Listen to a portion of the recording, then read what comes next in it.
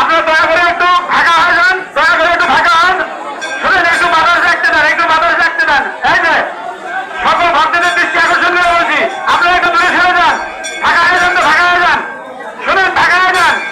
আপনাদের কাছে বড় দিন অনুরোধ,